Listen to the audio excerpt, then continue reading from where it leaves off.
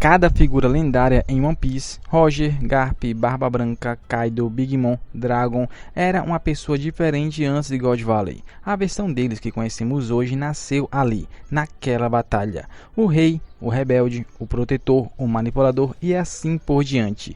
A genialidade de God Valley está no fato de Oda tê-la criado como a história de origem definitiva das motivações de cada um desses personagens.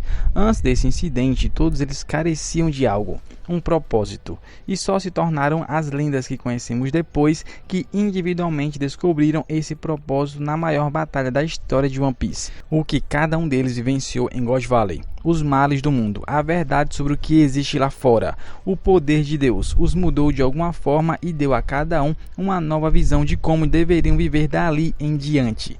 Além disso, todos saíram de lá com um objetivo claro que passaram a seguir com determinação. God Valley é uma verdadeira aula de construção de personagem. Então vamos analisar como cada um desses personagens foi transformado por esse incidente na versão deles que conhecemos hoje. Para começar, o personagem mais influente de One Piece, é claro, o rei dos piratas, Gold Roger. Mas antes de God Valley, Roger era quase uma pessoa completamente diferente, alguém sem propósito. Já vimos Roger em várias fases da vida, e é possível traçar uma linha clara entre quem ele era antes e quem se tornou depois desse evento. Antes de God Valley, Roger era um aventureiro despreocupado e meio tolo. Seus objetivos eram simples: se divertir navegando com sua tripulação, zombar dos fuzileiros navais, pegar algum tesouro e, claro, perseguir belas mulheres. Roger era praticamente uma criança crescida. Isso porque até God Valley ele nada sabia sobre os problemas mais profundos do mundo. Não se pode ter um propósito sem o conhecimento do que há lá fora. Mas em God Valley, Roger finalmente viu com seus próprios olhos o mundo que desconhecia.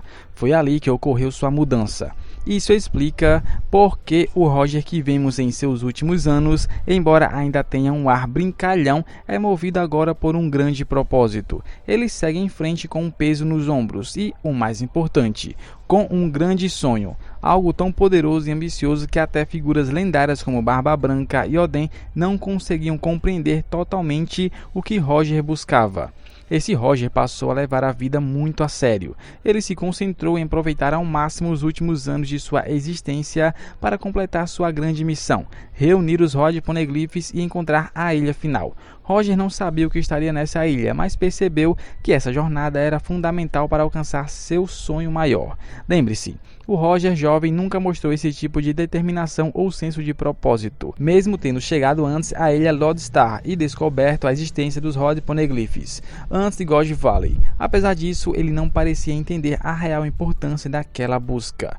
O que parece ter acontecido é que apenas depois de Roger se deparar com a própria personificação do mal, o demônio e o exército de monstros sob seu comando, é que a transformação aconteceu. Ao ver de perto o mal que dominava o mundo e o poder quase intransponível de Imo, Roger provavelmente percebeu que tudo em que acreditava até então, as brigas bobas com piratas rivais, os confrontos com a marinha, a busca por diversão e mulheres, nada disso importava. Tudo o que ele sabia sobre o mundo era uma mentira. E foi a partir daí que nasceu um sonho. Daquele momento em diante surgiu o Roger determinado que conhecemos, o homem que definiria a próxima era e se tornaria o seu rei. Roger percebeu que aquilo que havia descoberto em Lodestar, a vontade do D, a busca pelos Poneglyphs e a misteriosa ilha final, estava diretamente ligado aos males que testemunhará em God Valley e ao destino do mundo. Agora podemos finalmente entender por que o Roger que vemos depois de God Valley é tão determinado, focado e movido por seu sonho, enquanto o Roger de antes de God Valley era tão despreocupado e não parecia perseguir nenhum objetivo em particular. É também por isso que muitos leitores sentiram que o Roger mostrado nos flashbacks não parecia o grande homem que conhecemos depois, simplesmente porque ele ainda não havia passado pelo gatilho que o transformou de um tipo para o outro. God Valley e a batalha contra Imo serão um momento que muda Roger para sempre. É o nascimento de seu sonho e de sua determinação, uma força que acabaria mudando o mundo. No entanto, a mudança mais significativa de personagem que aconteceu em God Valley foi com Garp. Muito provavelmente foi nesse momento que ele deixou de ser um fuzileiro comum e passou a ser um rebelde ativo dentro da marinha, possivelmente fundando a organização SWORD. Sword. Sempre soubemos que Garp é um marinheiro que basicamente faz o que quer, e o flashback dos Rocks reafirma isso várias vezes. Garp vai contra a marinha, defende raças e nações oprimidas, fala de igual para igual com seus superiores e ignora ordens se não quiser cumpri-las. Muitas vezes eles literalmente precisam implorar para que ele ajude. Garp pode até se recusar a ajudar os dragões celestiais, se quiser. Ele é de fato um homem completamente livre, o verdadeiro homem mais livre dos mares. O próprio Rocks deixa isso claro. Garp não é realmente um marinheiro, mas sim um pirata disfarçado de marinheiro. Garp só faz parte da marinha porque gosta de ajudar as pessoas, e a marinha é um meio prático para salvar o maior número possível delas. Canonicamente, Garp nunca precisou obedecer ninguém na história. E não, Marineford não contradiz isso, a menos que alguém interprete mal os motivos que o levaram a lutar lá. Oda deixou bem estabelecido que Garp não pode ser obrigado, nem mesmo pelos dragões celestiais, a fazer algo que não queira. A grande questão que sempre pairou sobre o personagem é, mesmo que Garp não obedeça aos dragões celestiais, ele ainda serve a uma organização que os ajuda a manter o controle. Essa era a contradição de seu personagem, até agora. O que antes parecia apoio aos males da marinha, na verdade era ignorância. Garp simplesmente não sabia das atrocidades que a marinha cometia em nome dos dragões celestiais. Ele sabia que os dragões celestiais eram corruptos, mas não tinham noção da extensão dos seus crimes, e muito menos que a própria organização a qual pertencia ajudava a executá-los. Se alguém se pergunta como ele não percebeu isso, basta lembrar quem é sua família. Seu neto é o Luffy, e os genes dos Monkey D. Claramente não são conhecidos por sua inteligência ou percepção, mas agora que Garp finalmente entendeu a verdade, ele não aceita mais isso, e a mudança que isso gerou nele foi profunda. Avançando para o presente, temos a Sword, um grupo dentro da marinha formado por marinheiros rebeldes. São oficiais que tecnicamente estão fora da estrutura formal da marinha. Eles ignoram ordens que não querem seguir e só fazem o que acreditam ser certo. Basicamente é um grupo de marinheiros como o próprio Garp, fuzileiros apenas no nome, mas que agem mais como piratas usando o uniforme da marinha. Lendo essa descrição, é fácil ver que Garp é um modelo original de um agente da Sword.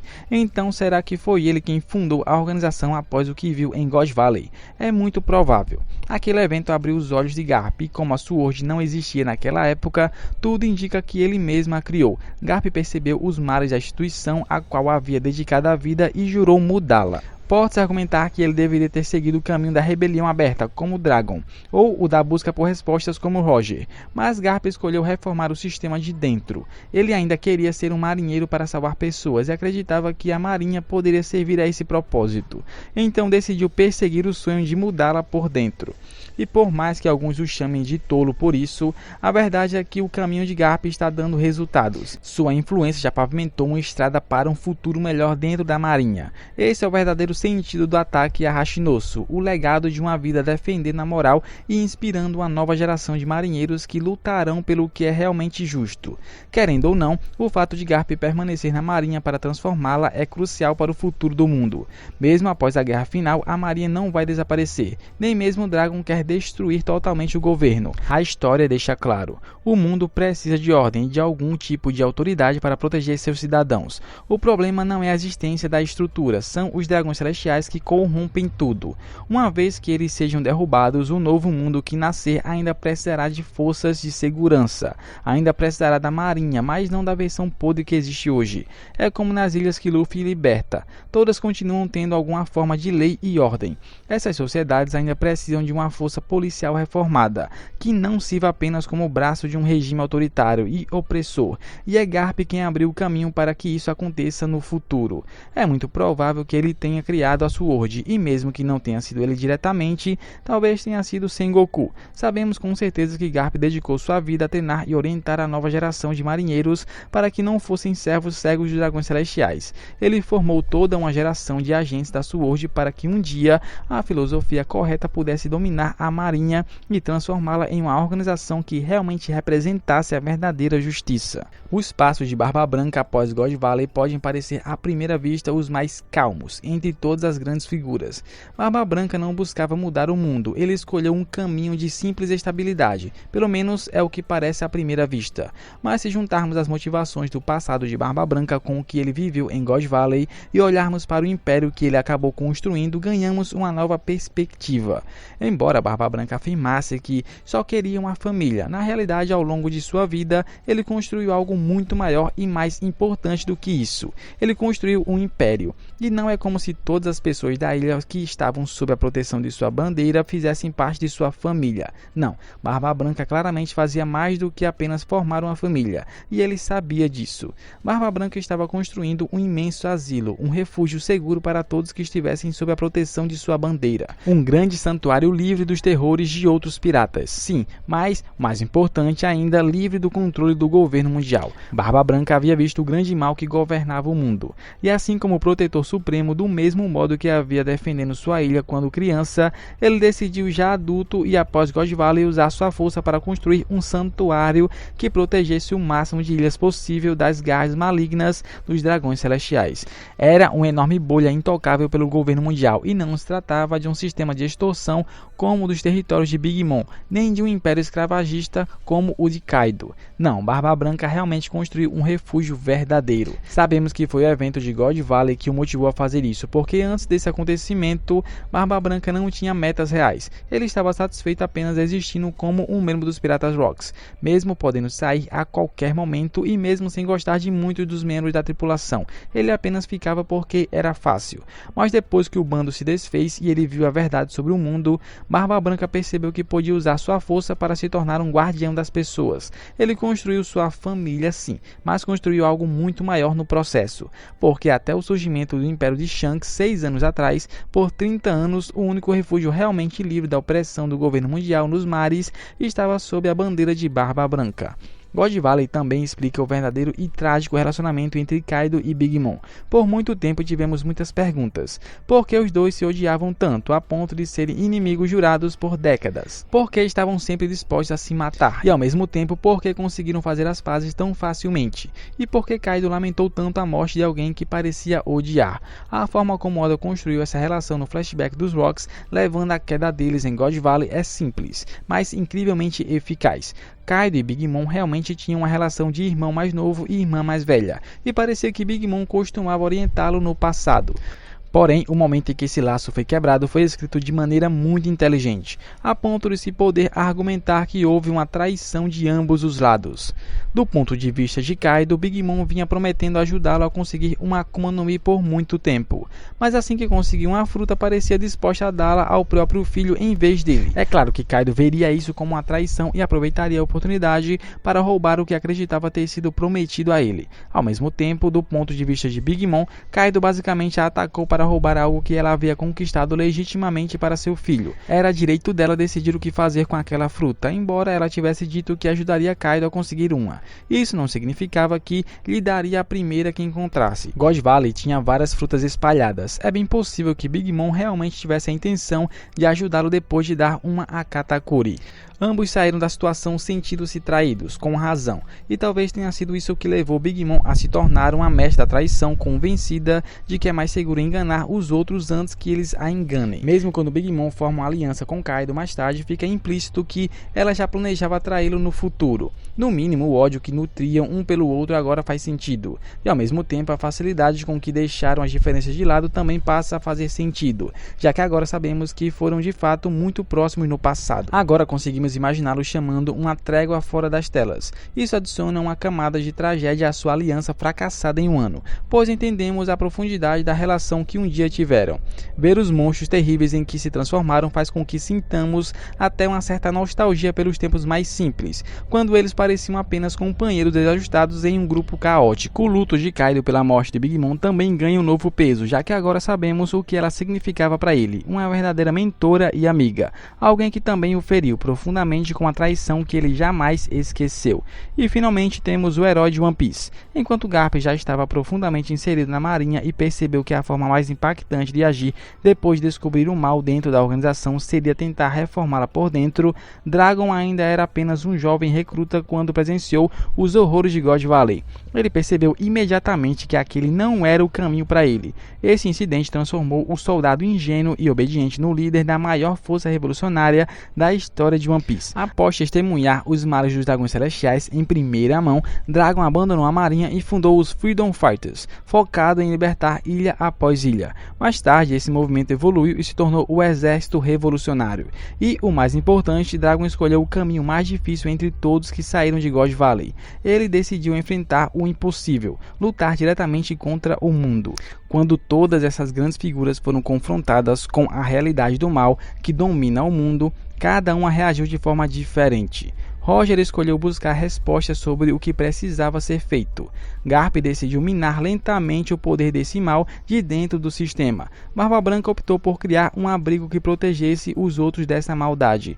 Mas Dragon foi o único que decidiu enfrentá-la de frente e destruí-la. Ele escolheu o caminho mais árduo, a guerra. E o mais belo nisso tudo é que quando fez essa escolha, Dragon era o mais fraco de todos. Ele era uma formiga diante de lendas gigantes. E ainda assim, depois de ver os horrores de God Valley e o poder do demônio e de seu exército, Dragon foi o único que decidiu aceitar o desafio e tentar derrubar o Império Global do Mal.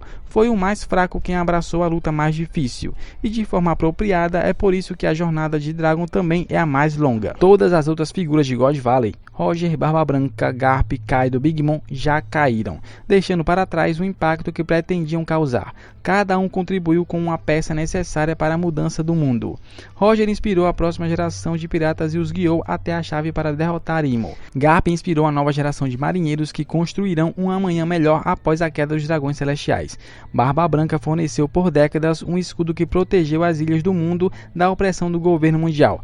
Mas nada disso isoladamente significa algo até que o próprio governo mundial seja derrubado. E a faísca final para unir tudo isso agora repousa sobre os ombros de Dragon. É por isso que entre todas as figuras de God Valley, o momento de Dragon foi guardado para o final. Ele é o que passou os últimos 38 anos desde a batalha de God Valley, reunindo o ingrediente mais importante para mudar o mundo, a própria revolução. God Valley talvez seja o maior feito de Oda em termos de construção de mundo e desenvolvimento de personagem, pois ele recontextualiza tudo o que sabemos sobre o universo de One Piece e sobre os caminhos e motivações de cada uma das figuras lendárias do passado. Então me diz aí nos comentários de qual caminho você mais respeita depois de God Valley. Comenta aí. Se você gostou desse vídeo, deixa o seu like, se inscreva no canal e claro, ativa o sininho para não perder os próximos vídeos. Muito obrigado por terem visto até aqui.